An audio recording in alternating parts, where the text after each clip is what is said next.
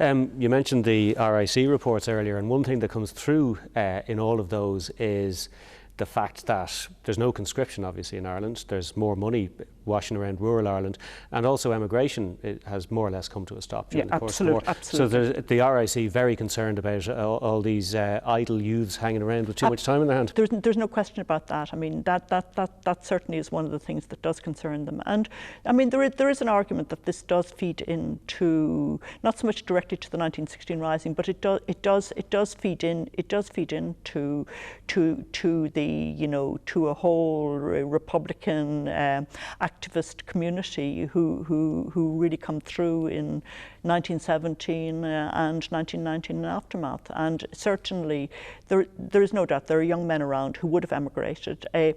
They will be able to get a certain amount of work on the farms, no doubt about that.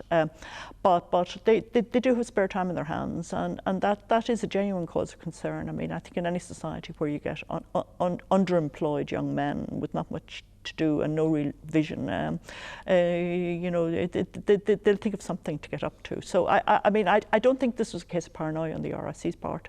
I mean, there are people who argue that this is genuinely a factor in what happens, you know, after 1916.